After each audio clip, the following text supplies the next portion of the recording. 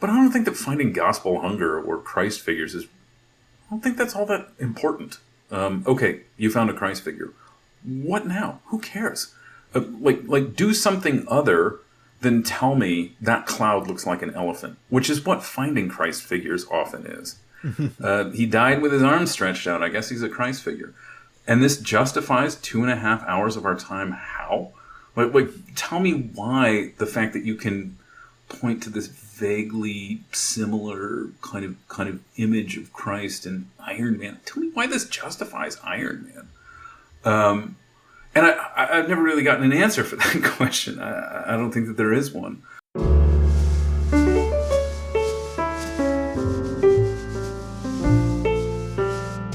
Hello, everyone. Welcome back to the Catholic Culture Podcast. Today's guest is a classical educator, a podcaster, and author of multiple books. He is associated in particular with the Circe Institute, an institution involved in research and teacher training and things like that for classical Christian educators.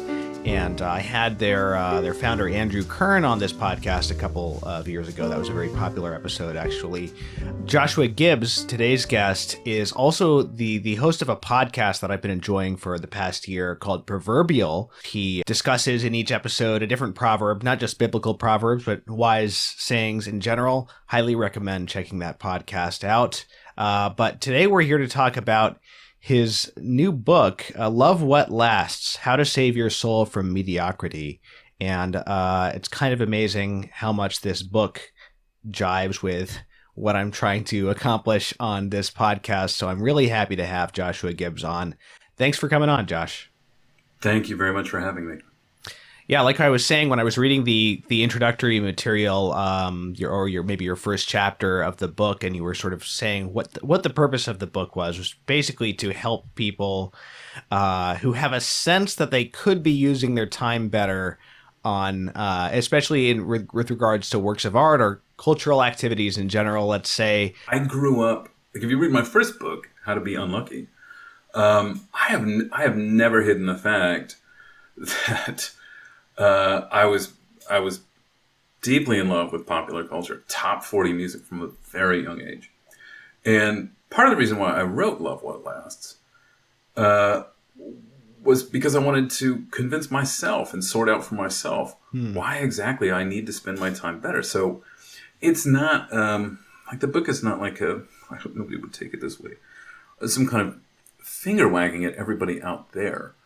The whole book is born out of a consideration, really, if you read the first chapter, everybody out there read the first chapter, a choice I had to make once about 4 or 5 years ago at a theater where I had to choose a film that I knew was going to be terrible and a film that I had a strong reason for believing was going to be pretty good. And I saw the bad film, and I sitting in the theater trying to justify to myself or how I'd explain to my students why I bought a ticket for Jurassic World 2, which I knew was going to be terrible, when I'd heard that First Reformed, which was also playing, was really good, and writers and directors, and I think it's the same writer and director, I think it's Paul Schrader, Ethan Hawke, like all of these Hollywood types that I really enjoy were a part of First Reformed, but I saw this dumb dinosaur movie instead, and I could not come up with a legitimate reason for why I had done this, and I realized that I do this kind of thing on a regular basis. So, my own personal experience has been, for 42 years now, far more of the let's try to find Iron Man theologically interesting. Like, that's really been more of the side that I erred on. How to Save Your Soul from Mediocrity is the subtitle of the book. You wanted to, you mentioned at the beginning the idea that Christians today have an attachment to mediocre forms of culture. And there are parts of the book where you try to explain reasons why that might be. But maybe we should first kind of make the case that this actually is true, that we have a problem with Christians being sort of attached to or satisfied with mediocrity in spheres outside of the immediately theological and moral, let's say. Right. Well, in the book, mediocrity, so far as cultural artifacts is concerned, is generally defined as things that are very, very popular for a very short period of time. The mediocre is that which is very sensual, easy to like, easy to acquire, and which only lasts for a very short period of time. Then we're done with it. Then we need to move on to something that is also very pleasurable, also very accessible, that we will tire with just as quickly. Mm-hmm. And there's a glut of such things in the world. They're highly lucrative. Mediocre things make a lot of money. And so the world is constantly churning them out. It's easy to acquire these things. It's pleasant to acquire these things. And they're everywhere. So this omnipresent repository of cultural pleasure that's omnipresent, that we're surrounded by, requires, if we're not going to be, if we're going to do anything other than that, if we're going to spend our time on anything other than this omnipresent source of cultural pleasure, then we're going to have to be working upstream. We're going to have to go against the tide. And that's difficult, and it can be very embarrassing. And I think that's why people are generally loath to stand up to what, on a cultural level, is just very popular and very pleasant. Right. And if parents, let's say you've got parents who are, kind of run ragged with doing their jobs, raising their kids, just trying to keep their kids out of, mortal sin, let's say, and, right. Trying to keep them away from obscene media and things that are directly going to corrupt their souls. It may seem like a luxury good to be able to sort of not only get themselves, but their children more cultured, shall we say, or to sort of not just concede the free time, the recreation time to consistently to kind of shallow entertainments. So what would be if somebody doesn't already have a strong desire to break out of that? I mean, what can be said to kind of convince them of the importance? Because I mean, it is arguably of lesser importance than the directly moral, the directly, Sure. The directly theological matters of life. Agreed. It's less important, but the theological and moral concerns of life are definitely related to issues of taste. And they're not forever bound. They're not joined at the hip, but there's a real relationship here. So cultural artifacts, and that's a weird sounding term, I mean like books and music and things, takes up an awful lot of our time. Whereas worship takes up a relatively small amount of our time in comparison with our lives out in the world, where we're driving around in our cars and we're listening to music, or we're putting on something to listen to while we cook dinner, or something to watch on a Friday night or a Wednesday night or a Wednesday morning for some people. So the kind of secular concerns of books and movies and things are a significant chunk of our time. It's a significant chunk of our lives. Right? We spend way more time reading novels than we do reading the Bible. We spend way more time watching movies than we do in worship. And I'm not arguing for some inversion. I'm not saying that you ought to be in a worship service 24 hours a week or 30 hours a week or something like that, because holy things are not measured in the same way that secular things are. They have a different sort of weight. Most lectionaries only prescribe somewhere around 2 minutes of Bible reading every day. Whereas if you read, Pride and Prejudice for 2 minutes a day, it'd be very annoying. So I'm not arguing if you spend more time reading novels than you spend reading the Bible every week, something's wrong. I think that's an incredibly reductionistic, almost materialistic way of looking at how people ought to spend their time. Because there's a greater density to spiritual things, kind of. Absolutely. Yeah, there's a greater density. A little bit goes a very long way. That's why the Lord's Supper is only a bite. It doesn't need to be more than that. Holy things are just not measured the way that secular things are. If you went over to somebody's house for dinner and they served you a bite of food, you'd be upset. You'd be like, that's not enough. Whereas a bite of communion is more than enough, because it's a spiritual thing, and we don't measure spiritual things like we do physical things. Right. But,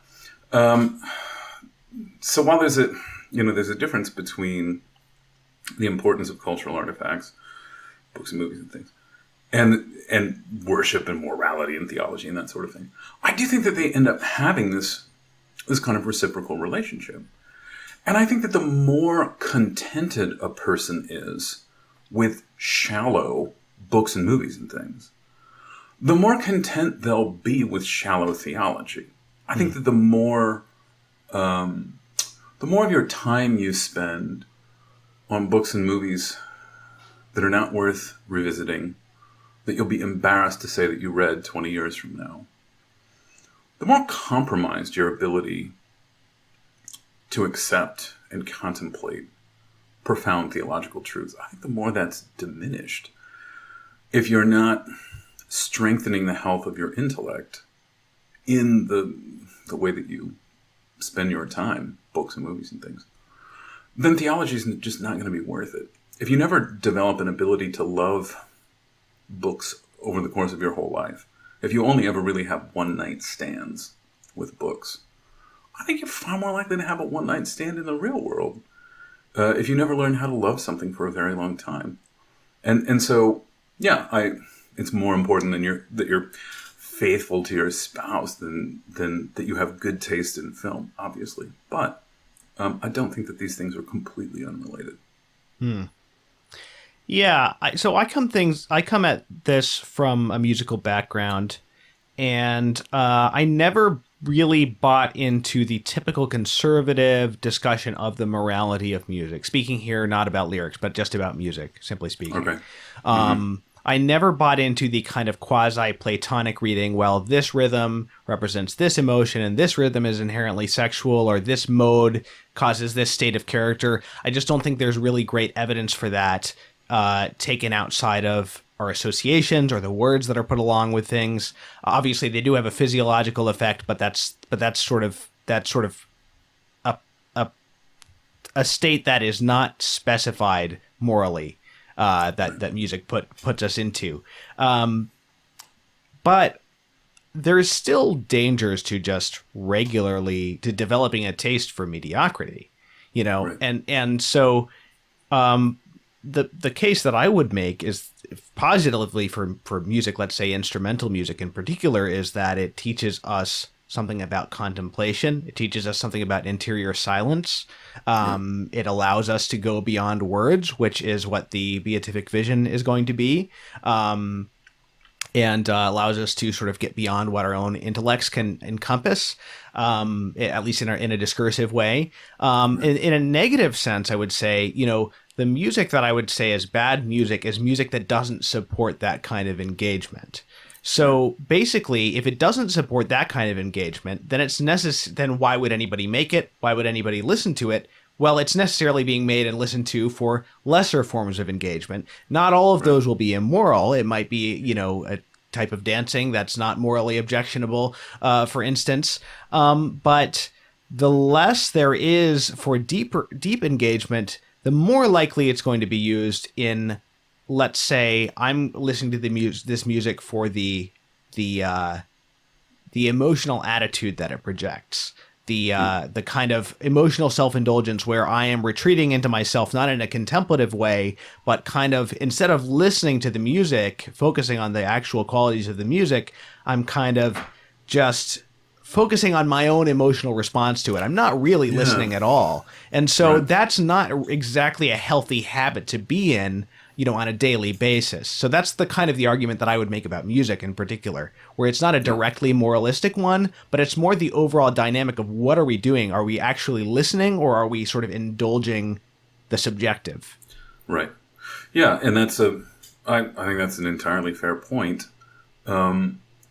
The question, what are you getting for your time when you listen to this, could produce a range of answers. And it strikes me that it's not just there's one good answer and then there's one bad answer to that question, that we could create a kind of hierarchy where I think gauging your own emotional response to something is probably more valuable than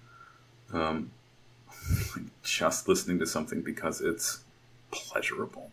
Mm-hmm. But I wouldn't say that gauging your own emotional response to something is the highest good that music could do. It's not the most edifying thing to do with music. There are far better things, far better purposes for music than just moderating your interior state. Right. Yeah. And also, I don't know, thinking in terms of worship too, the effect of training yourself to have a taste for things that stimulate your passions to a high degree without a lot of depth to it, chances are that's going to lead to a taste for that when it comes to worship as well, the type of music that you like in church. And those things have a direct effect on your ability to actually pray, to actually commune with God and grow in self-knowledge and in, again, the interior silence that's necessary for all of this, versus right. I need to enjoy myself in church. I need to be stimulated right. by this kind of like passionate, mechanism. Absolutely. And that I think is, as a teacher this is 18th year teaching, I sometimes note just how hard it is to get students to appreciate poetry and to appreciate great paintings that depend on subtlety when their intellects have been so just remorselessly pounded by pure entertainment for so many years. Mm-hmm. Like if you give a 17-year-old boy a poem about I forget who it is. It's in the anthology Western Wind. There's a great little poem about a guy peeling an orange and squeezing a little bit of. He describes the way that the oil kind of cracks out of or bursts out of the skin when you peel the skin from the flesh after you've made a little quarter of it, and he's really just kind of expressing delight at this small little thing that he's noticed. Mm-hmm. If you've spent your entire life, if you've spent so many of your leisure hours, like watching billion-dollar blockbusters, there's really no delight to be had anymore from the little bit of oil that bursts out of the skin of an orange when you peel it, when you peel it from the flesh. Right.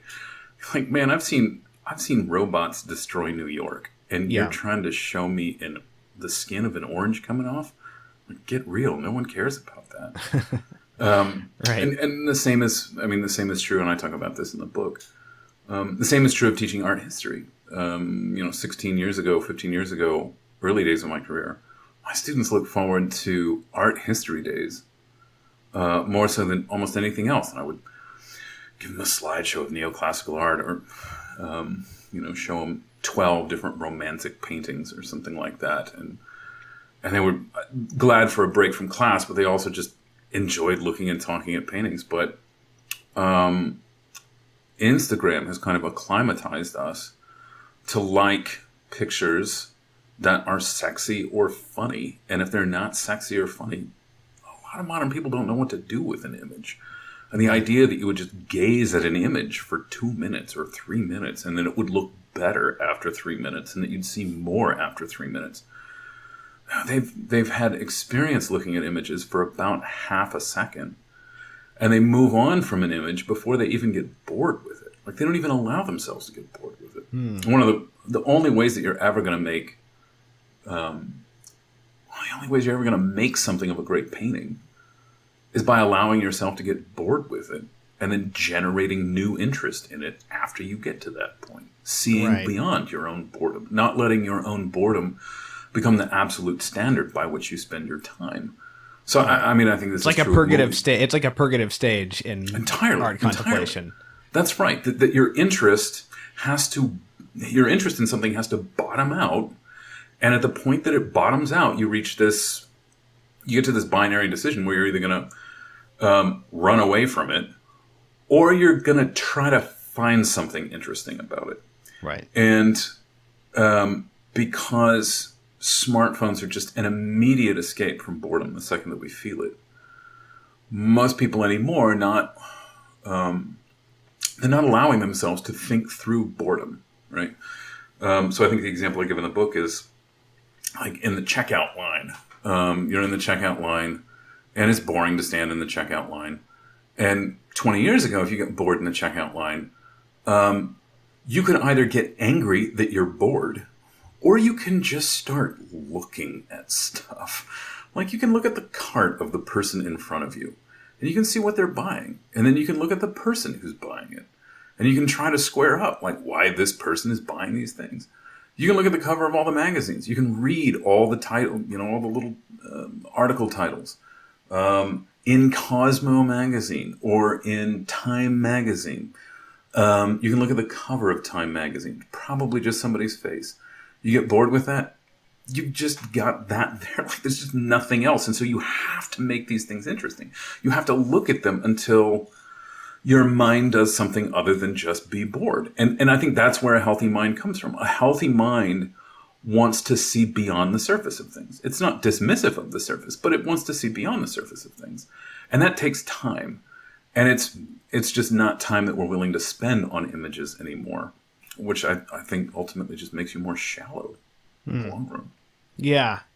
You had this discussion of, movies that, have long shots, not that a long shot automatically makes for a good or a more artistic movie, but that a lot of movies outside of the modern Hollywood tradition, even older Hollywood movies for that matter, have longer takes. They require you to sustain your attention and not get sort of reset with a cut every few seconds. And in the case of, a lot of great art films, especially from Europe, you were talking about, they might spend the first minute or two of a movie showing you just a room, That's right. And you're looking at that, and you were saying you're looking at that and thinking, why am I being shown this? Right. And then you either assume that there is no reason and you reject the whole project, or you try to find the reason. Right. Yeah, the question, why am I being shown this, is either rhetorical or it's not. And I think for a person with a very short attention span, why am I being shown this, is the whole ballgame. At the point that you ask, why am I being shown this, you quit.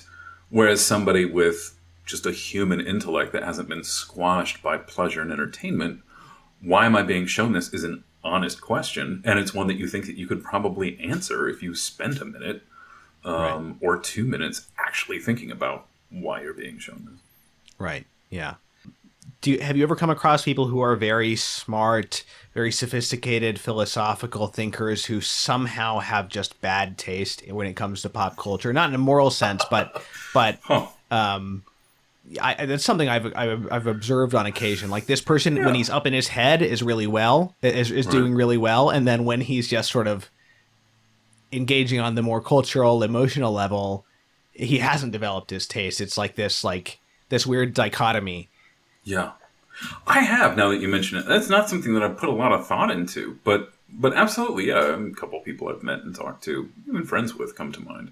What do you make of that? Like, why is that? How does that happen, that you have a theologically savvy individual that just likes terrible things? Yeah, I suspect it has something to do with intellectualism, and a kind of like when intellectualism isn't sufficiently rooted in maybe a more sort of like intuitive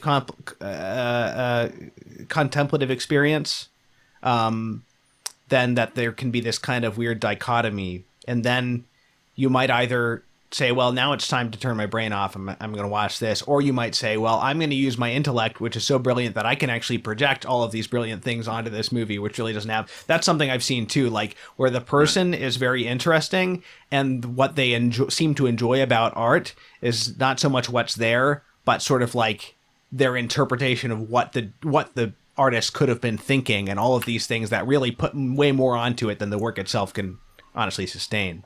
Right. Yeah, I've taken tours of museums where art from many different centuries, different nations or countries was glossed, and found some pretty brilliant people saying some really smart sounding things about, like, Jackson Pollock paintings. Mm-hmm. And I generally think that the people who praise Jackson Pollock and write think pieces about his work are more intellectually powerful than the thing that they're praising. that they've moved far beyond the pretensions of someone like Jackson Pollock, and their minds are really searching for something to grab hold of, and so they have strong minds, but they're just not grasping anything with that strength. Right. And in that case, I mean, you have a capable person who enjoys really tawdry things. Right. You mentioned social media and the effect that has on our attention span earlier. What about streaming? When it comes to music particularly, you have a whole discussion of streaming movies and the infinite choices available to us in the book, Right. which is very interesting. But I wanted to ask you about streaming music in particular and how that's affected our habits and our ability to really invest in something. Oh, man. That's an issue that I have kind of begun working through on a personal level this year. So quick story, my family takes a lot of car trips, and my children, I have two daughters, 12 and 14, and they don't have smartphones, but whenever we take a trip, I say car trip, like I just got back from a month-long family car trip on the road. We were in the car for over 140 hours. We drove close to 10,000 miles in the month of July. These kind of car trips, we would let our daughters, my wife and I would let our daughters use these two ancient smartphones that we had. And we would put audiobooks on them, and we would download music from Spotify on them. And earlier this year, I, from the front seat, could hear coming out of the headphones in the back seat that my daughter was listening to something that I had not put on that phone. And she owned up to it, and I was like, we're never using these things again. And so when we got back from that trip, I said, all right, I'm buying you girls some portable CD players like I used to use when I was a kid. And they get a healthy allowance every month. And I said, I'll get you started with some CDs, but That's great. You can go with me to the CD store when I go, and you can look and find stuff that you want to. And so that was before this trip in July. And I have a Spotify account and I use it, but I also own thousands of CDs and hundreds of pieces of vinyl. And I will continue buying like CDs probably until I die. But I found, among my students that my students are still fascinated by music, but they are not nearly as beholden to it as I was when I was their age. And it was because music entailed, like the acquisition of music when I was younger, entailed some kind of suffering, some kind of time commitment. Like if you wanted to hear the B-sides on the Verb's Urban Hymns record, you were going to have to buy $13 import singles from Great Britain for the next 3 months. And you were going to prove that you loved the Verve by spending a lot of money on it. No one has to do that today. Like you can hear whatever you want at the drop of a hat. And I think that I don't think that it's made people love music more. All the records that I think most of the records that I really, really love, pop records and rock records, I think I probably encountered before I was 25. The things that meant the most to me were the things that I encountered before streaming music. Right. So many of the things that I encountered afterwards just don't mean as much to me as the things that I actually had to work for. Yeah, so I don't play music from CDs anymore, but I still have very much a CD purchaser's mindset. So I still buy from used CD stores and rip it onto my computer and play it through my computer speakers. I still buy CD. I make a point of buying music even just as a point of economic justice, because the people knew how unsustainable the Spotify model is for music to continue existing at any kind of quality level. These choices have consequences. And so I still buy albums digitally in like a high quality format, because the Spotify format, unless you do some kind of special subscription, it's not high quality. It's compressed. So you're not even hearing all the details that you would hear on CD quality. That's one of the amazing things is like people have worse speakers than they did now than they did in the 70s. They have these little Bluetooth things, and so But yeah, I mean, one of the things is this dominance of the playlist now, where people don't even know what artist they're listening to. It's just a generic mood, and it's whatever will fit that mood, and that actually allows Spotify to create, and no doubt AI will play a big role in this if it doesn't already, to make on the cheap, to make tracks that fit a certain vibe and fit a certain mood. Like the top listened tracks in a certain category of jazz on Spotify are not classic Blue Note albums from the 50s and 60s. They're actually some anonymous trio or quartet from Stockholm, where Spotify I think is, and they just hired these guys, and it's, you know, the name of the album is like, you know, atmospheric jazz or something like that, right. And that's what they put on their own playlists, and it's easier for them to do that. So the idea, the actual personal quality behind any of this stuff is getting lost. Not to mention the problem of the attention span, because the album is it kind of fits the length of a live set, the reasonable amount that you can expect of time that you can expect someone in one sitting to seriously focus on music. Sure. Yeah, Whereas just, you know, skipping around all the time, different artists, it doesn't really give you any kind of unified experience. So there's part of the reasons that I brought that topic up, because I think that streaming has been really, really bad for music, definitely more than for films, I think, in terms of just the quality of what's made. Yeah, totally. And that, I think, and the economy of it. Right. For a couple months now, it's proven quite difficult to finish, but I've been working on an article for Circe, which is on the best pop song of the last 25 years. And it was about 25 years ago that Napster first came out. I think 98 was the last year that pretty much nobody got their music online. And then August of 1999, file sharing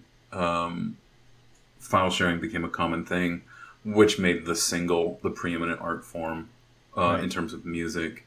And that's, you're absolutely right. Like, the creation of the playlist is just all the things I like the most squashed together, as opposed to the difficulty of learning to like something that you had physically committed to by buying a CD, right? Like, right back in 1997, a friend loaned me Radiohead's OK Computer. I liked one song on it.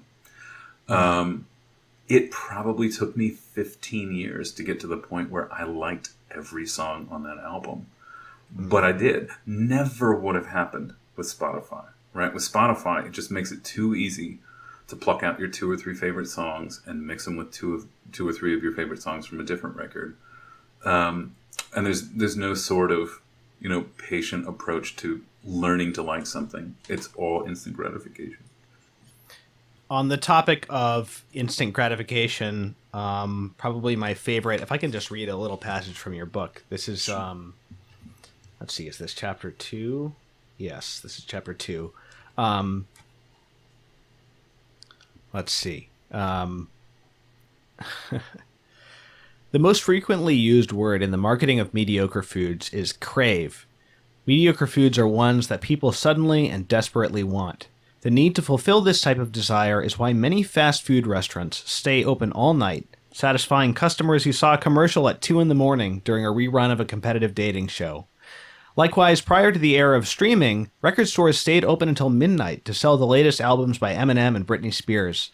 Until quite recently, many movie theaters stayed open until midnight to play the latest installment of a comic book franchise.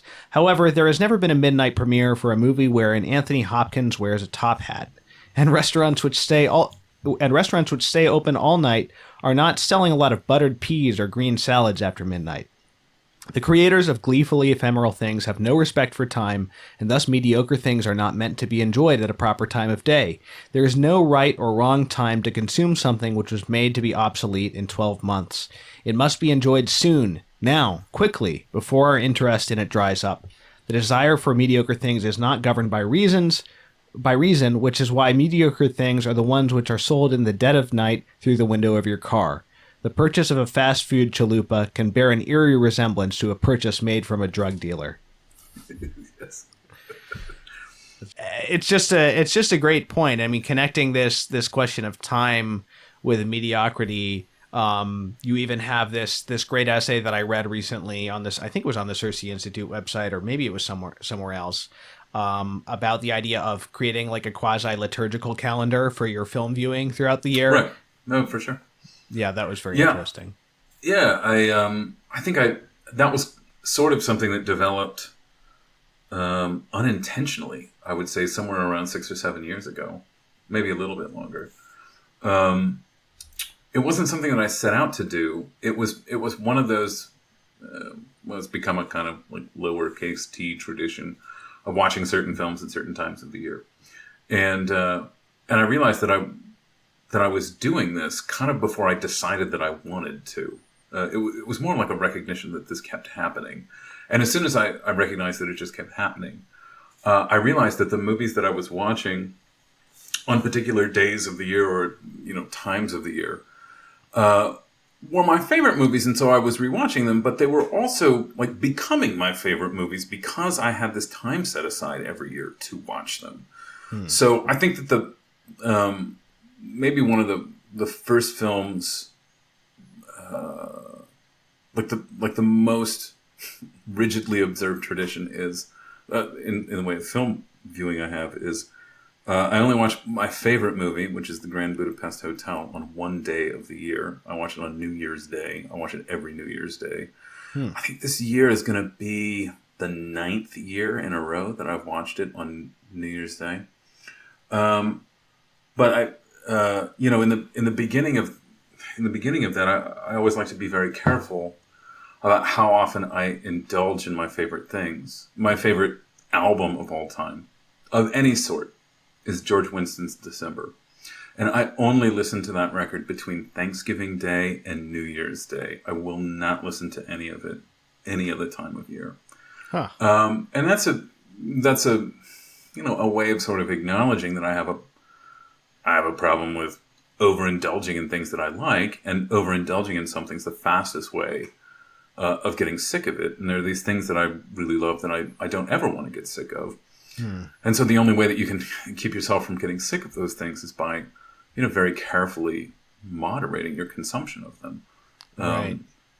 Anything that you love, you can grow to hate if it becomes tiresome to you.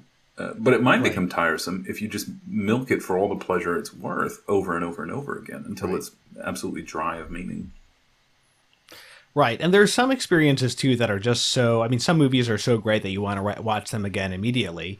Sure. But then there's also some movies that are so great that you don't feel the need to watch them over again immediately. I mean, so, like, I saw what may be, to me, the greatest movie ever made, possibly one of the two or three, The Tree of Life by Terrence Malick. I saw that for the first time just a couple years ago in the theater.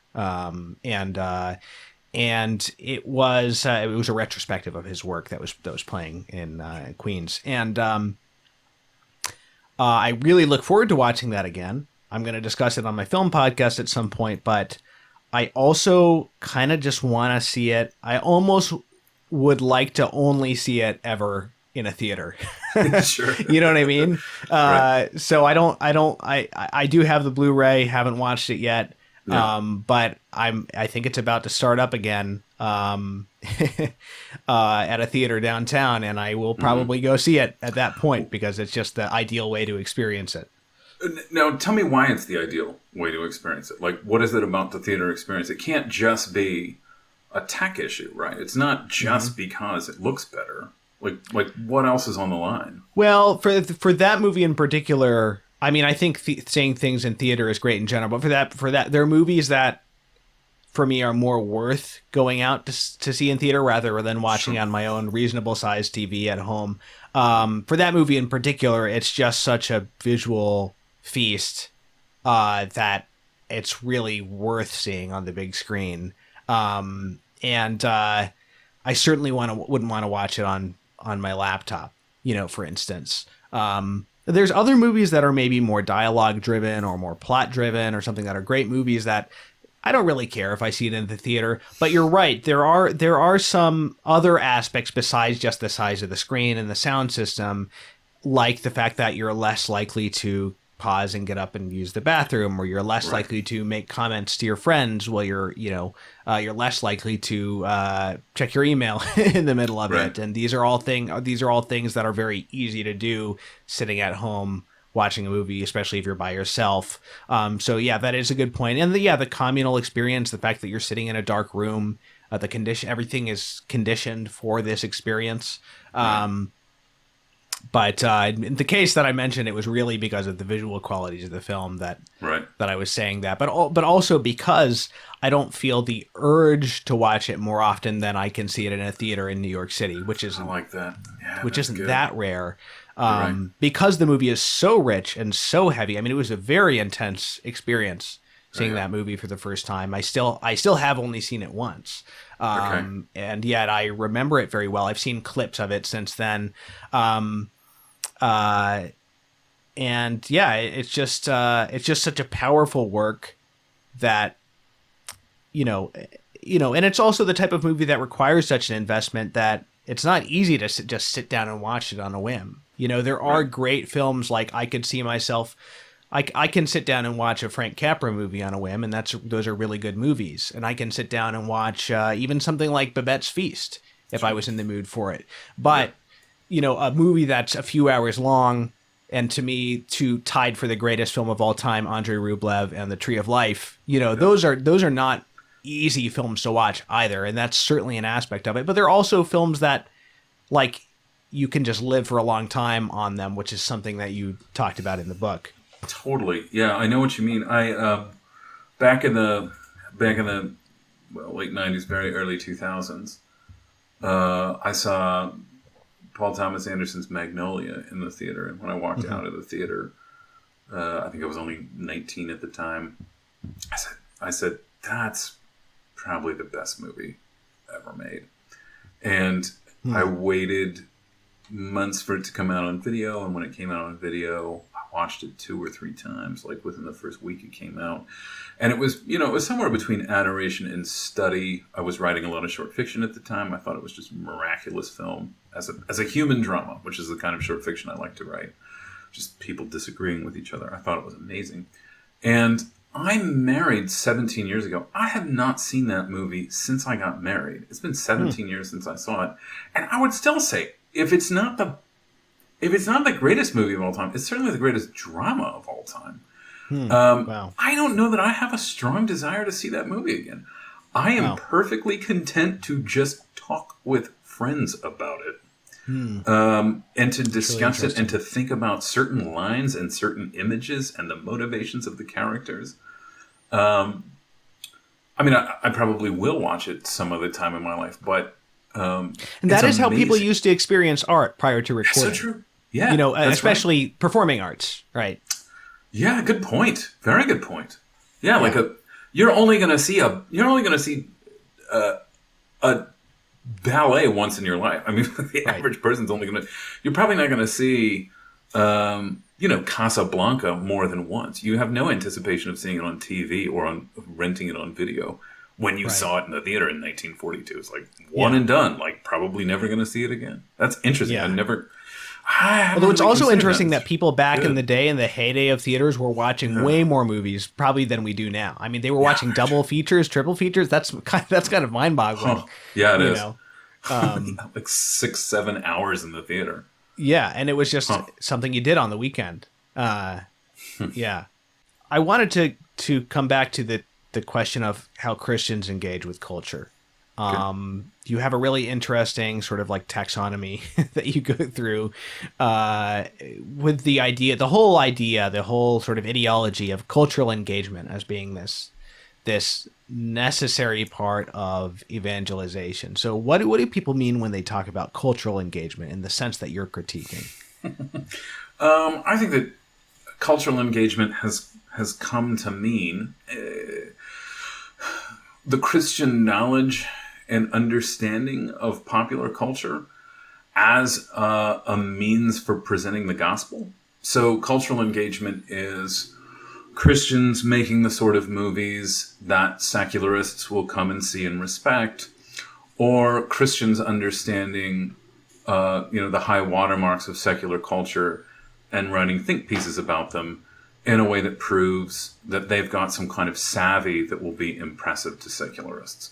So, cultural engagement is some Christian writing, a 4,000 word think piece on the new Travis Scott album and bringing in all kinds of references to, Boethius and Augustine, and making like there's this profound theological understanding of this, pop rap record.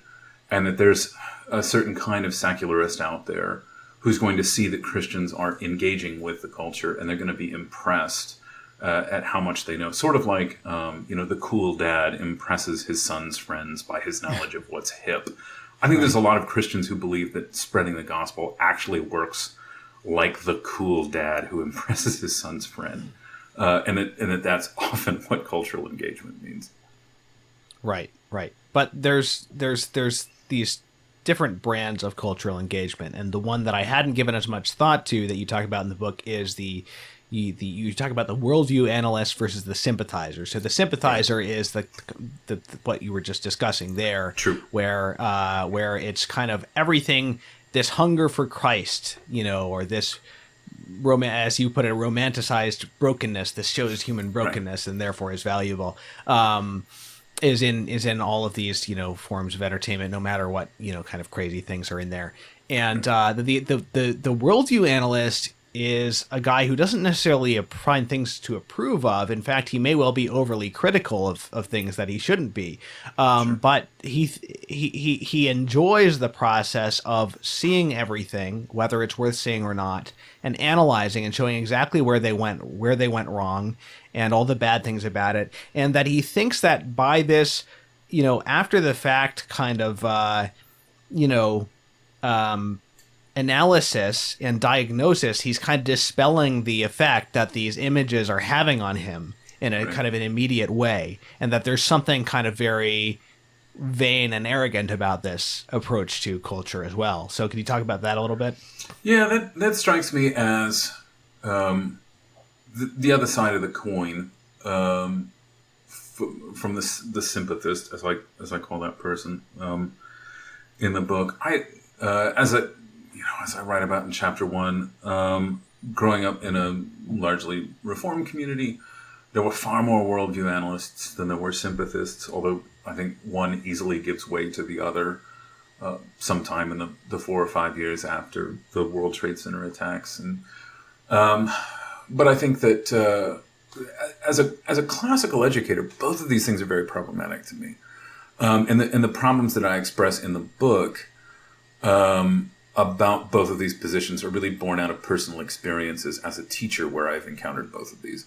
On the one hand, a student who thinks, I can handle anything because I have the truth on my side and I can use the truth to defend myself from lies and from all sorts of vulgar content. Every film, no matter how tawdry it is, can basically just be reduced to a few tenets, and that you can analyze them with your biblical worldview. And if you analyze them enough, you'll be unaffected by them, and you'll kind of sharpen your intellectual claws on them. And I've encountered a lot of people like that over the years. People that think that if you have access to the truth, if you're a solid presuppositionalist, who can make, crack jokes on people who say there's no truth. Is it true there's no truth? Ha ha ha. I guess now I am competent to watch The Wolf of Wall Street and analyze its lies and enjoy the film at the same time and kind of, rip it apart and intellectually. And I don't think that actually works. I mean, I think that people are affected by everything that they see. I think that eyes are hungry and that eyes eat whatever you put in front of them. And that if you're really smart enough to tear a movie apart, you ought to be smart enough not to watch it. Why you would want to watch a movie that you want to tear apart? It's like buying a painting to tear it up. Like, why would you do that? That's a madman's task. If you had a really strong intellect, you would use it to only to get as much for your time as possible, to redeem your time for as much in return as you can. But then, I also find students over the years who've been, kind of trained at the age of 14 or 15 to see Christ figures everywhere and gospel hunger everywhere. And as soon as you start looking for that stuff, you just keep finding it over and over again. But I don't think that finding gospel hunger or Christ figures I don't think that's all that important. Okay, you found a Christ figure. What now? Who cares? Do something other than tell me that cloud looks like an elephant, which is what finding Christ figures often is. He died with his arms stretched out. I guess he's a Christ figure. And this justifies 2.5 hours of our time. How? Tell me why the fact that you can point to this vaguely similar kind of image of Christ and Iron Man. Tell me why this justifies Iron Man. And I've never really gotten an answer for that question. I don't think that there is one. It's the attempt to make something low seem high because it has a few pretensions. That can actually make things worse too. So I'll give an example, and I don't want to name names here, but a very, very, very prominent Catholic cultural engager was discussing the Coen brothers and talking about The Big Lebowski. A very, very, very funny movie, which I don't know if I'll ever watch again. I've over the years have become more sensitive to some of the language that's used, some of the blasphemous language that's used in that movie and stuff. But anyway, at the time I was still very much enjoying that film. Then I saw this discussion, and he was talking about how these are all gospel figures reimagined. The dude is like Jesus. Maud is Mary Magdalene. There's a name connection there. All of these different things. I'm thinking this might ruin the movie for me, because if this is true, then this movie is really blasphemous. I can't just enjoy it as a movie if I think that this is actually not helping. But he just said that as though, and then didn't even elaborate on okay, so then what is it saying about the gospel? He just put it out there. These are gospel figures without actually saying well, what's the upshot of that? How does that make it interesting or give it value just to say that, even if it's true? Yeah, totally. Yeah. And there's a thousand little things like that can pass as interesting interpretations of a film. But until you can make some kind of pastoral or homiletic point out of it, I think it's just aimless knowledge. You read Grapes of Wrath. Jim Casey has the same initials as Jesus Christ. Could you do something with that? Big deal. Just push it into the realm of moral responsibility. Do something other than point out vague correlations between secular culture and the Bible. That's just not worth anything. And the thing is that it's the sort of thing that you can get good at, like juggling, and you can find it in just about anything. And I think as soon as there's a way of viewing a film where as soon as you kind of get tapped into that, maybe Jeffrey Lebowski's like Jesus.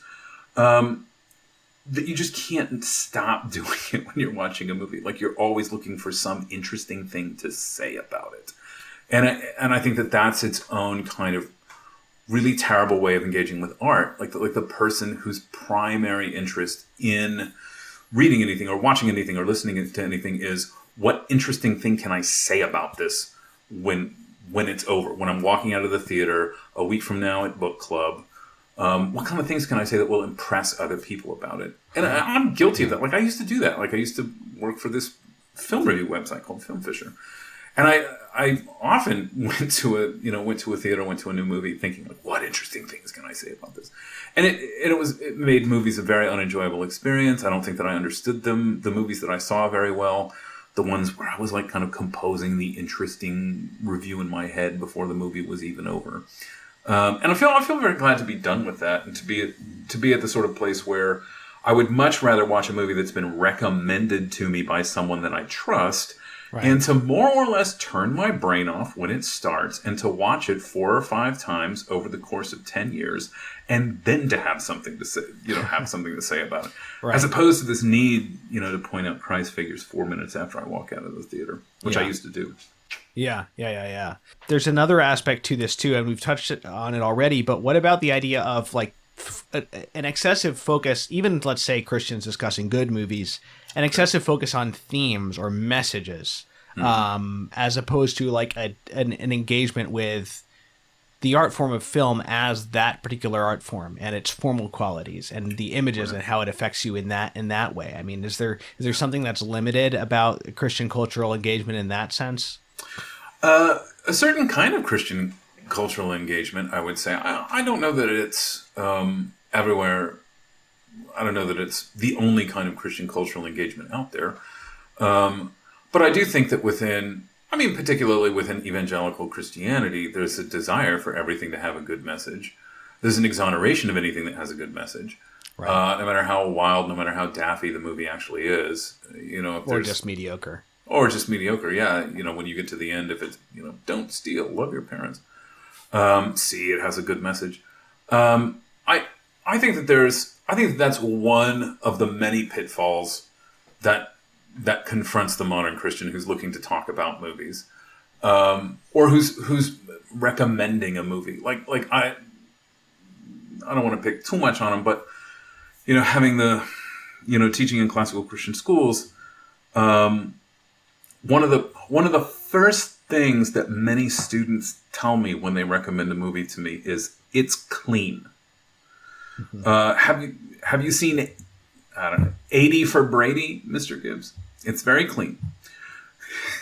What is that? It's is that real? It's a comedy film about some old ladies that love Tom Brady. It came out this year. I've never heard of this. And I haven't seen it. Let's face it, it could be wonderful, but I'm not willing to take a recommendation. It's fascinating to me how many students think it's clean, there's nothing bad in it, is the first thing that needs to be said about a movie that you're recommending to someone. Right. Like this is the highest and most important thing about it, and the consideration do you think they're saying that's do you think that they're saying that's the most important, or they're just sort of anticipating your possible objection and sort of trying to just get that concern out of the way? The thing is that it could be either way, but if it's the latter, they've obviously learned this from adults, right? Right. So it's a little bit like, it would be weird if I was like, Thomas, have you been to the restaurant Between the Trees in Greenville? Their food is not poisonous. Right. Great. I wasn't even going to ask about that. I assumed that we both had bigger concerns about a restaurant recommendation than the food isn't poisonous. Right. And I think the same thing is true about movies. Have you seen this movie? It's clean. There's nothing bad in it. Yeah. Well, if that's where did you get that priority from? Like on what grounds is that the highest concern that you have? I don't think honestly, I don't think my students come up with this on their own. I think that they kind of ambiently absorb it from the entire contemporary Christian world. This is the first thing that you care about. Do you like the stand-up comedy of Jim Gaffigan? It's clean. Okay, great. Is it funny? Is it comedic? That's kind of a big concern I have when I'm sitting down to listen to some stand-up comedy.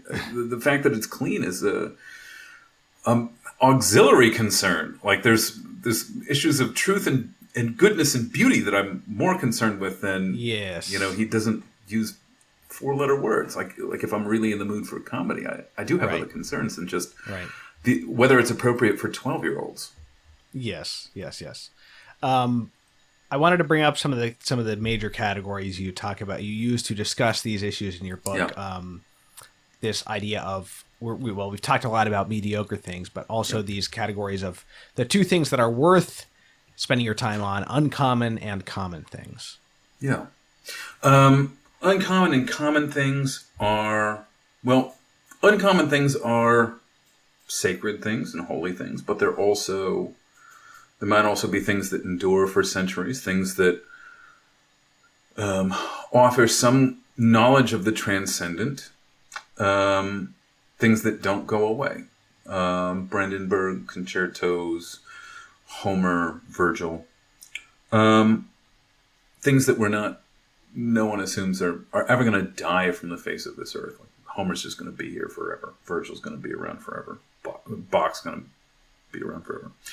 And then there's common things, which are good. They're just plain good. I think uncommon things are very good.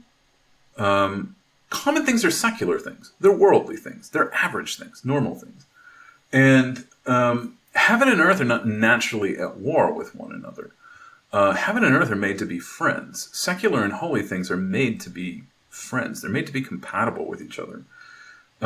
As a matter of fact, most holy things were once secular things. God has a habit of creating things normal and then graduating them into the realm of the holy through a series of ceremonies and rituals. And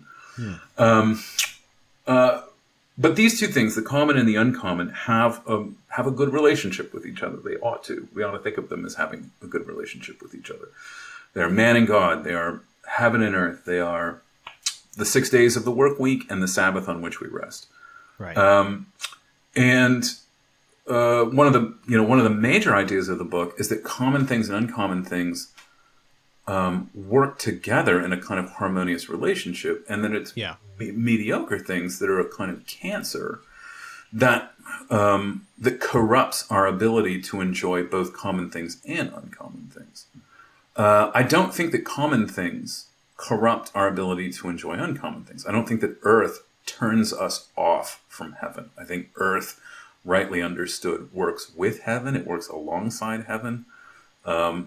Christians are working to do and to bring the will of God to play and to be at work on earth as it is in heaven.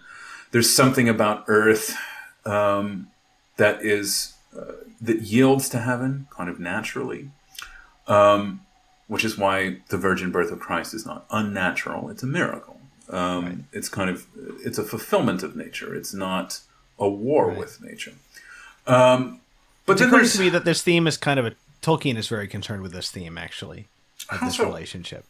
Well, because a big thing for him is this ennoblement of lower peoples by contact with higher peoples, and yet the preservation of the good that is, the common culture of, the hobbits or of men, but they are ennobled by contact with, elves who have been across the sea to the west and have been in contact with the demigods, who in turn have been in contact with the creator, and that there's this kind of ennobling, and in the end, the lower peoples end up serving these higher purposes. No, that's good. That's quite good. I like that. I have to teach the Two Towers to a bunch of freshmen in a couple of weeks. I'll certainly bring that up with them. I think that's a wonderful point. Cool. Common things don't last indefinitely. This is the theory of the book, that the common cultural artifacts might last for about 75 years before they, like men, just kind of fade.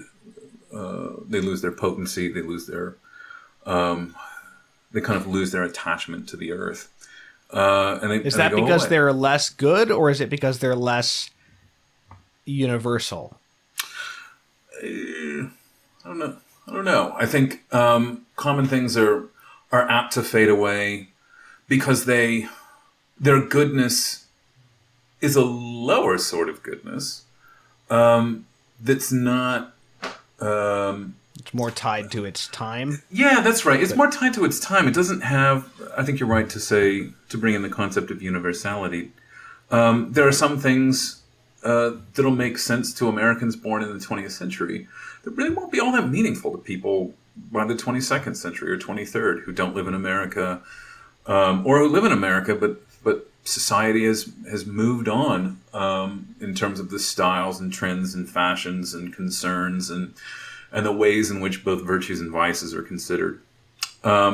But then there's also things that will last indefinitely, things that are not merely American, things that are not merely Christian, things that are not merely, I don't know, for the educated, they're not merely for the uneducated, but that they truly have a kind of human quality to them that makes them endlessly considerable to people of all races, to people of all ages, to people from all eras. I think that common things ultimately go away because they're replaced with common things that are maybe closer in time to later generations. Is the folk music of a people a common thing or an uncommon thing? Because it seems to last a long time. It's a tradition that's passed down. Yeah. I'm going to put that in the realm. It's something that often comes up in conversations with, in the book. I think that that's actually an uncommon thing because it lasts. Okay. And I'm careful in the book to say that uncommon things are not just super expensive things, that they're not just, they're not high culture, right? We often think of like Brandenburg concertos or paintings of El Greco as like high culture. Right. I want to keep people away from thinking that uncommon things are just high culture. Many things that do count as high culture are uncommon.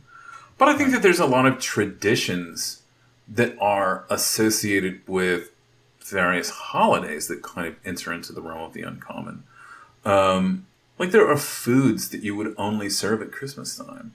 Right. And they're not really expensive foods, but they are just firmly lodged into this super traditional kind of cultural practice where we only break them out at Christmas time.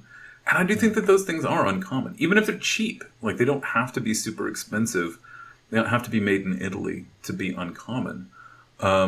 They can simply, in their perpetuity, in their survival over many centuries, they can gain this quality where they're filled with time as opposed to destroyed by time, and they can put us in touch with many prior generations, and we can be fearful of losing those things. So, I would say that this cool.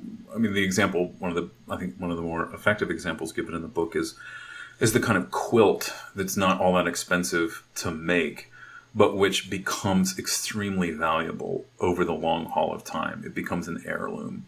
Heirlooms, you could have an heirloom that's valued at $100,000, at $200,000, that probably cost a couple $100 to make. But it's become this sort of uncommon, enduring thing through the effort of all the people that have been the custodian of it. And I think that folk music is probably that same way. Right. Yeah. So it's common and uncommon, and low and high culture are not exactly the same. But it does seem Very like true. there's similarities in terms of this symbiotic relationship that they can have. I think about this a lot with music, how in previous eras and even earlier in the 20th century, there was this symbiotic relationship between not only folk music and classical music, say, but also between folk music and popular music of the time and classical music, where it was a lot more likely that a popular arranger was taking inspiration from great classical composers, for instance. And there was just this, but also that of course, great jazz musicians, great classical composers could take, riff on a folk melody or a popular melody of the time and make something more of it. Right. And this was a very, very fruitful thing. The fact that Leonard Bernstein was on TV, in the 50s and had a popular television show and things like that were things that have really been lost today. Very true. Yes. Over the course of the 20th century, I think art and science have gradually traded places. So the kind of thing that Leonard Bernstein used to do with kids is now done by scientists, right? Like figures like Bill Nye and Neil deGrasse Tyson are making science popular. They're making science for everybody. And they make kids shows, which is, I think, what you're referring to from Bernstein, right? Bernstein used to do kids shows. He used to do, I've heard that he did like symphonies for little children, and that was far more common, where there'd be the symphony would play a piece, and the conductor would explain it to a bunch of grade school children who would come in for the day. Whereas art and science taking, kind of switching places. Now we think of art as something that's only for experts, whereas science is for everybody. Right. I think it used to be the other way around. Like, if you want to talk about science, like, you're going to need a degree. Like, that's serious work. Whereas art is for everybody. A child and a bishop can both appreciate a great piece of art. That used to be the way that we thought of art. But it's not the way we think of art anymore. We think of art as something that only college professors understand. Right. Whereas science is for everybody. You pour vinegar into a baking soda volcano and you've just done science. Isn't science fun? Isn't science for everybody? What is it about mediocre things that make it harder for us to appreciate common things? Mediocre things are more pleasant than common things. And I don't think that there's any point in denying this. One of the draws of mediocre things is that they are pleasant, but that they don't cost more than common things. I think uncommon things are generally more expensive. It's not, not always true. But again, the example from the book, like a common lunch and a mediocre lunch probably cost about the same. You can buy, you can buy a loaf of bread and some ham and cheese and make yourself just a workman's lunch for $4 or $5. Put an apple and a bottle of sweet tea in there, and that's something that any construction worker could eat for lunch. And it's not going to be the tastiest thing that you've ever had. It's not really going to be worth talking about. You could do that for $4 or $5, or you could go to Taco Bell and get $5 worth of food. And the food that you're going to get from Taco Bell is more pleasant. It's like weapons grade pleasant. It's only the pleasant things about food all kind of collapse in the same spot. And this is just fast food. Fast food's all sugar and it's all fat and it's all savory. It's not demanding. There's nothing difficult about it. It's just fun and pleasant from front to back. Which is not what a ham sandwich and an apple is. Like a ham sandwich and an apple is, probably a lunch that's just worth looking forward to, but it's not going to blow you away. The goal of Taco Bell is to blow you away for $5. The goal of KFC is to just annihilate you with pleasure for $5. And they're going to make it as tasty. They're going to make it weapons grade tasty so that your mouth is just filled with pleasant flavor. And I think that sort of thing makes an actually fine meal seem boring by comparison. Mm-hmm. Whereas I don't think that a ham sandwich makes a fine meal seem boring by comparison. I've got plenty of, I probably used to be this way too, but, students that would have like a high protocol night and they'd go out for a fancy dinner and then they'd get hit up Jack in the Box on the way home afterwards. Like they were just unsatisfied with higher, better food. Right. They needed something that was just very intensely pleasant, and they were only willing to, be satisfied by that. So that I think that's it. That mediocre things are more pleasant, but not more expensive than common things. Which means that if you want to enjoy uncommon things, you've got to spend most of your time on common things. And if you spend most of your time on common things, you have to be willing to live a life that is less pleasurable than someone who is choosing the mediocre option every time. Yeah, you've mentioned this idea a couple times in this discussion of just cramming together all of the high points of something, all of the pleasurable parts of something. So it seems as though there's a kind of fragmenting going on to where at first, the idea was to just have, pop culture that's easier to digest and it's more exciting to the passions. But eventually that sort of chasing that to its end point for its own sake leads to the point where that's all you have. You don't even have like a substance behind. I mean, there is such a thing as good pop music and good popular cinema, Yeah. And I think Jaws is a really good movie, Sure. But there's a difference between Stevie Wonder and Kesha.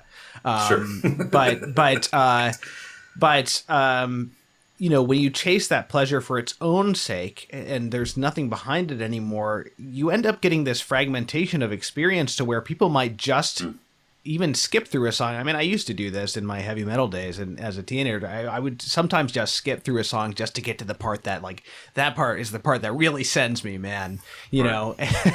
And so that's how these playlists works. These fast food flavors. There's less of a patience for getting the pleasure not in one instantaneous passionate bite, but in the cumulative effect of things. Right. Which is in kind of inherently a more intellectual pleasure too, because you are having to, at least in memory, you're having to combine the cumulative effect of things in your memory and sort of make sense of them and order them and comprehend the order and the relationship between them in a way that you don't have to with just a sheer, like jump scare that hits you in the face in that split second. Totally. Absolutely. Yeah. So, I mean, in that way, there are some exciting parts in classic books, right? Like the Iliad, the Song of Roland, Paradise Lost. These are all books that have some exciting parts.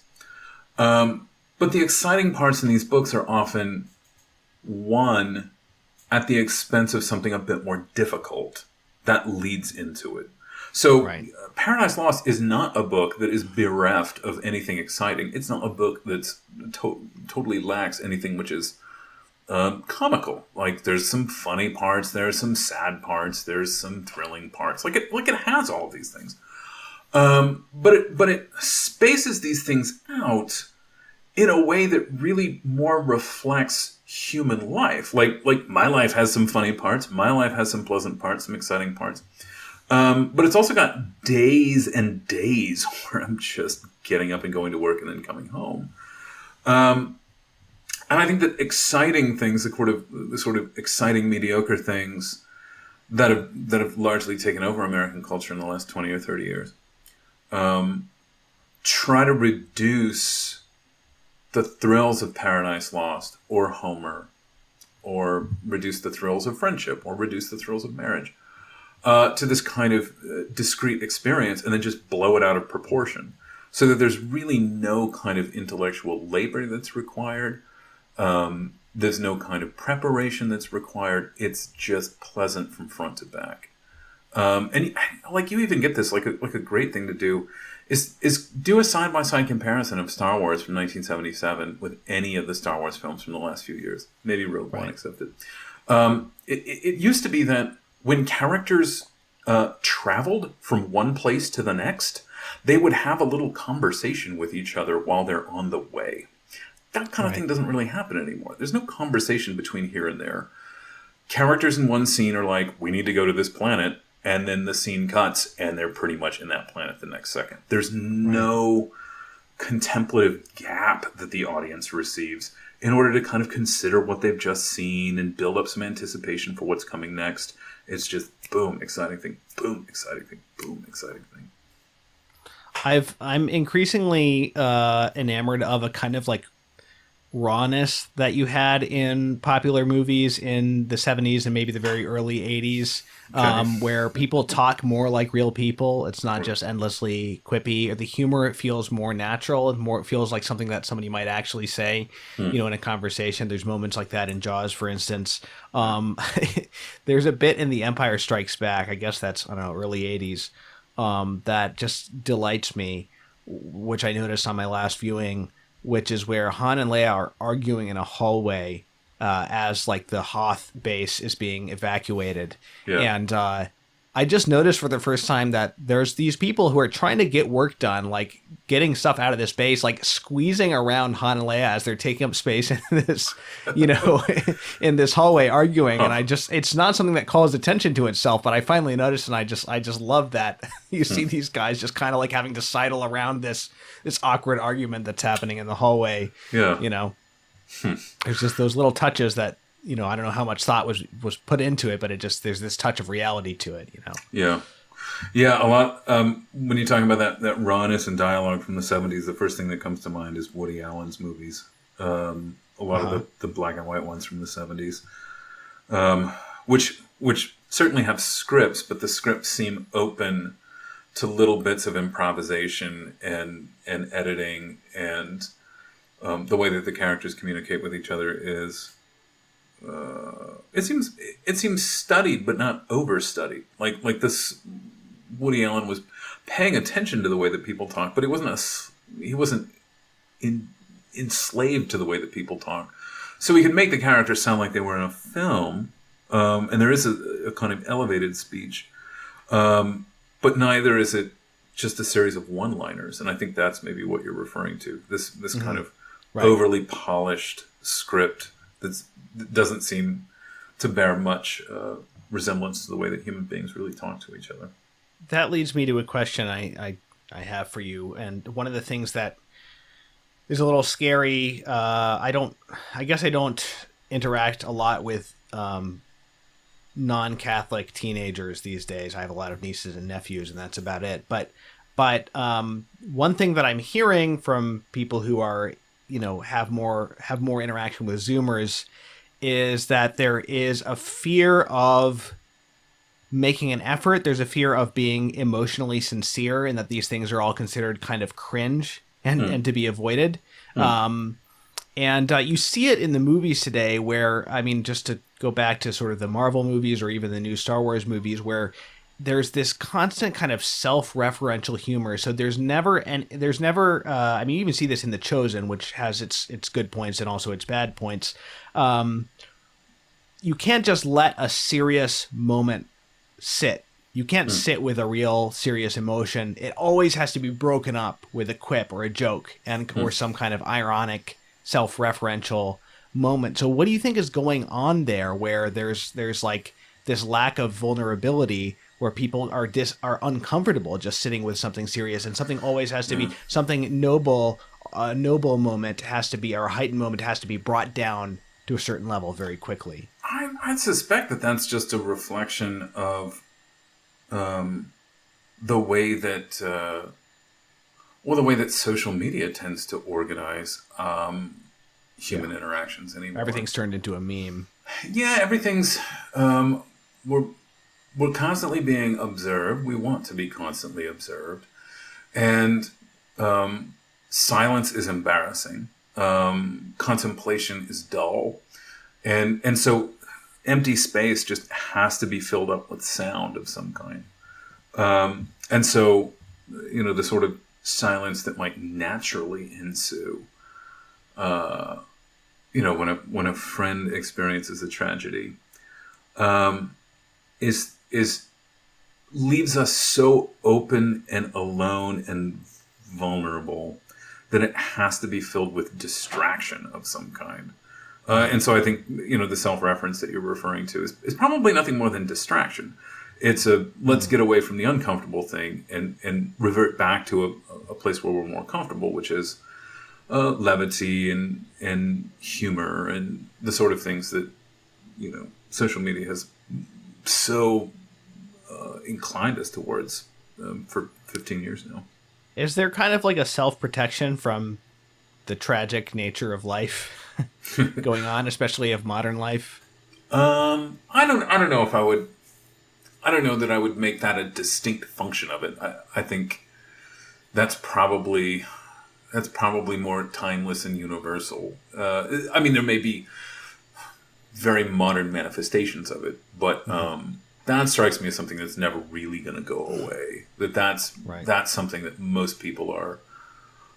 You're trading one strategy for doing that with another.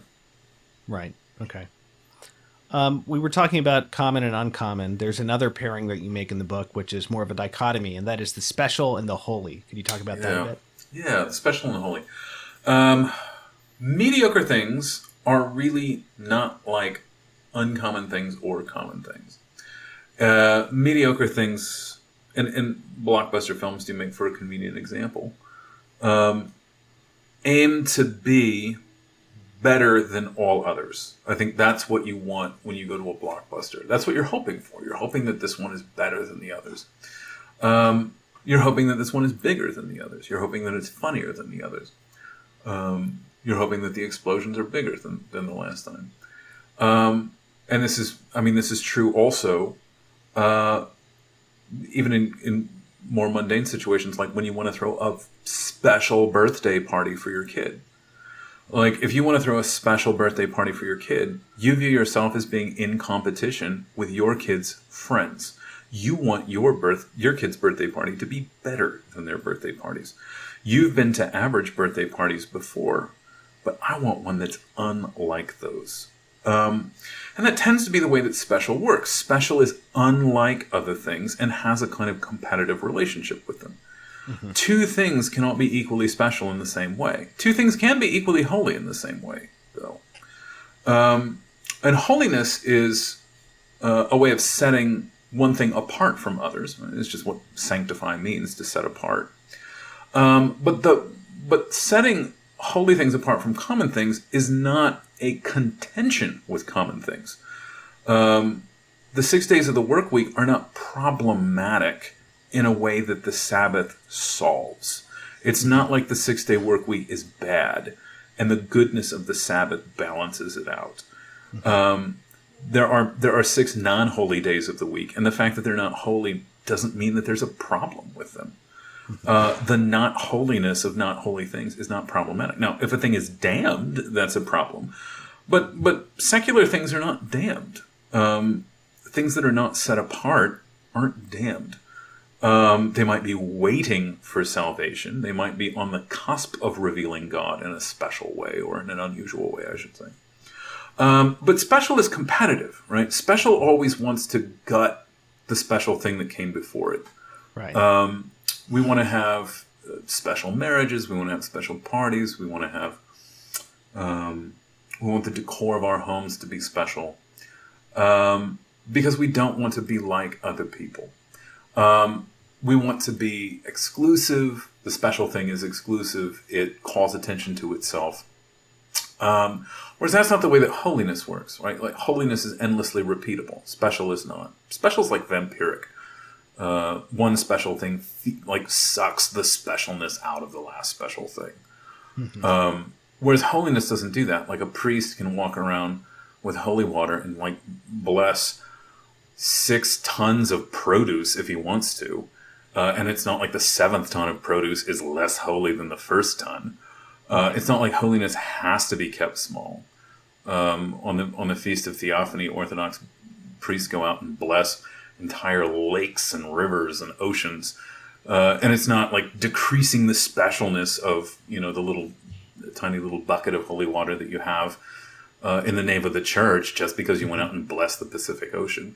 And so holiness works with secular. The holy works with the secular in a way that special is just constantly in a state of animosity with anything else that claims to be special. Can you give an example in the artistic sphere or the entertainment sphere of the special and how that works? Sure. Almost any 20th century expressionist artist carved out something special for himself.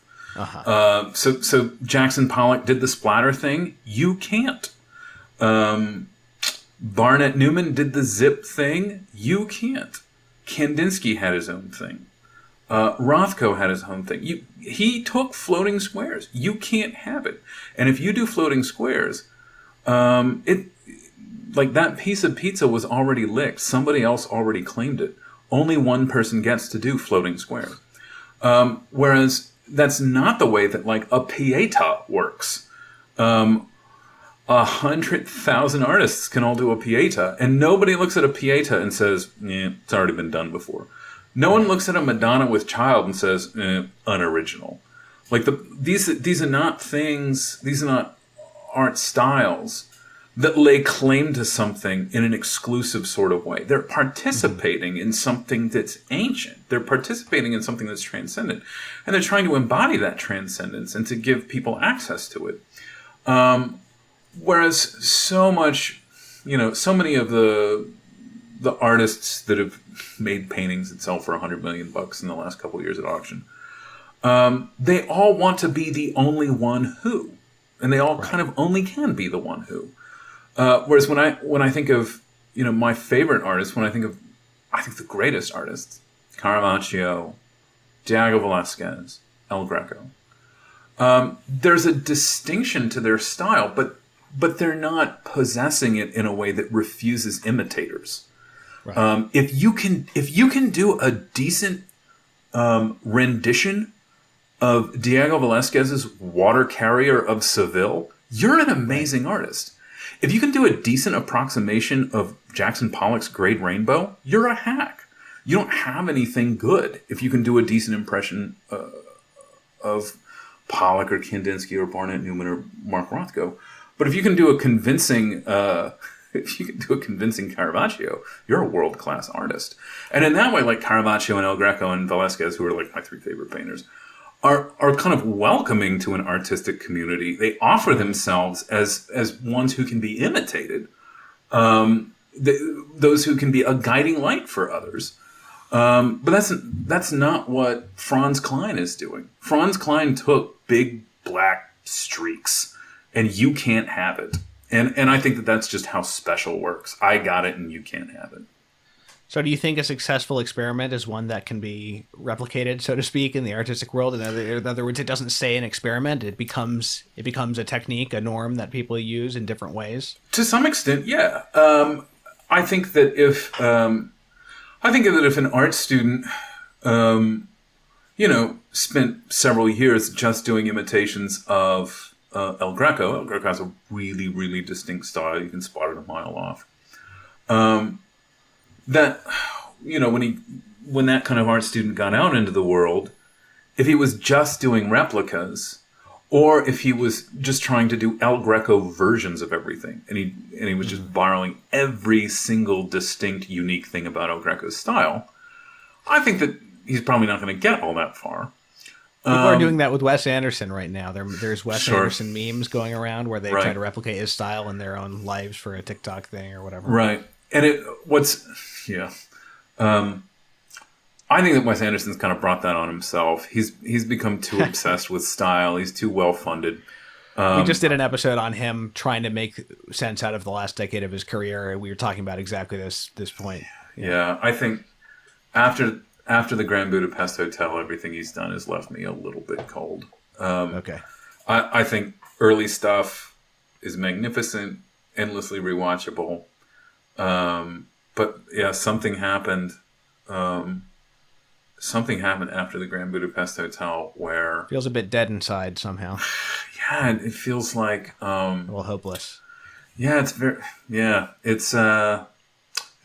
more materialistic. There's nothing that packs a punch. There's nothing that seems all that risky about it.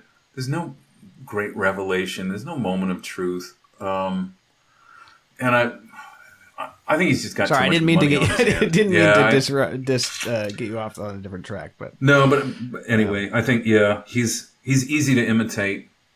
But we don't. When people are imitating Wes Anderson, they're kind of doing it for laughs. And I would say you'd probably do the same thing today if you were. You would never imitate Caravaggio for laughs. It seems really weird.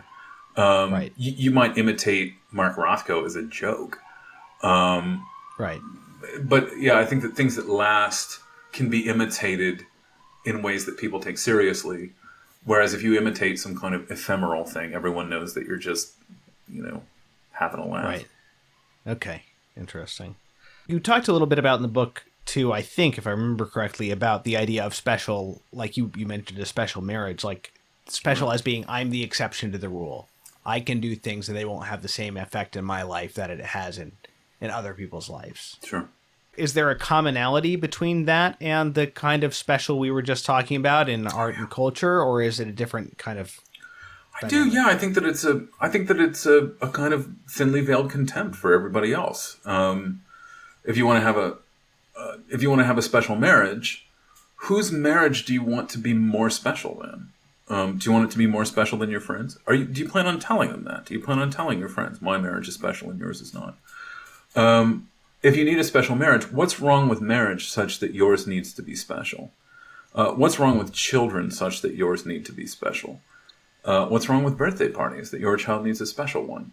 And so I think it's a kind of contempt against normalcy, right? If you don't have holy transcendence to reach up to, the secular seems aggravatingly dead end, right? I think that's why people want special things.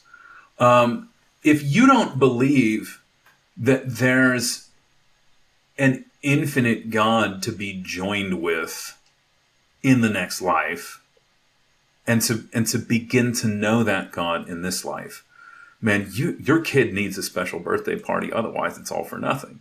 Like, if you don't think that there's real, complete, and perfect spiritual satisfaction for every human yearning, including the ones that you can't even put words to, you're going to need a special marriage. Because if you're not getting the maximum you can out of this life in terms of pleasure, you are squandering your life because there is nothing to look forward to in the next life.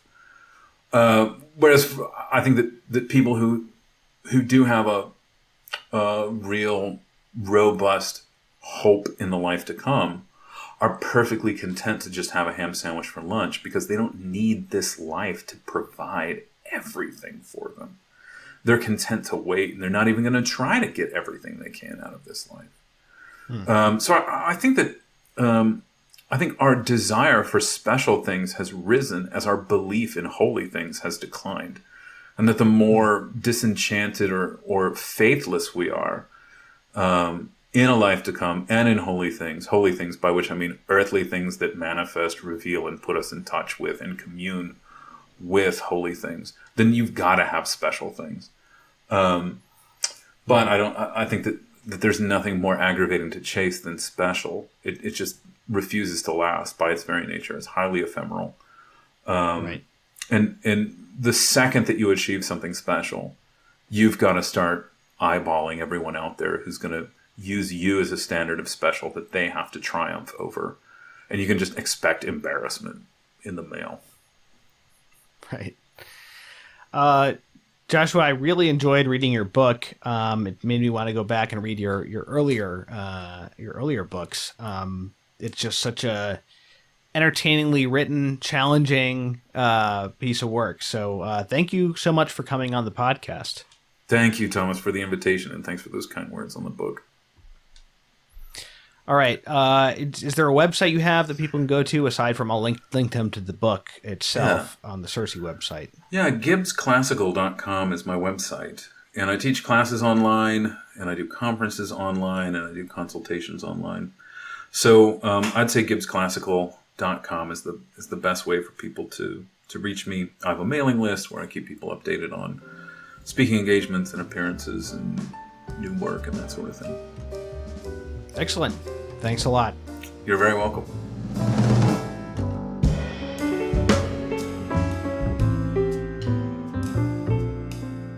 The Catholic Culture Podcast is a production of CatholicCulture.org.